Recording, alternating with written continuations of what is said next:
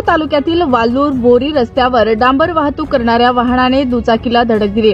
यात एकाचा जागीच मृत्यू झाला तर इतर 2 जण जखमी झाले। ही घटना रविवारी 2 मार्च रोजी सायंकाळी 7:30च्या सुमारास घडली। जखमींना उपचारासाठी रुग्णालयात दाखल करण्यात आले। या अपघाताविषयी अधिक माहिती अशी की वालूर बोरी रस्त्याचे डांबरीकरणाचे काम सुरू असून रस्त्याची एक बाजू खोदून ठेवण्यात आली आहे। रस्त्यावर कामाचे फलक लावलेले नाही, त्यामुळे MH22 BA 7841 या दुचाकीवरून लग्नपत्रिका वाटप करत असलेल्या इसमाचा अपघात झाला। या अपघातात अभिमन्यू भीमराव जाधव वय वर्ष 40 यांचा मृत्यू झाला, तर मनोज नागोराव जाधव, सुभाष राणूजी बानमारे हे 2 जण जखमी झाले। अपघाताची माहिती मिळताच वालूर दूरक्षेत्र पोलीस चौकीचे अंमलदार मुकेश बुधवंत, गृहरक्षक दलाचे रामा पारदे, गजानन पांढरे यांनी घटनास्थळी भेट दिली। रुग्णवाहिकेच्या सहाय्याने जखमींना रुग्णालयात आणण्यात आले।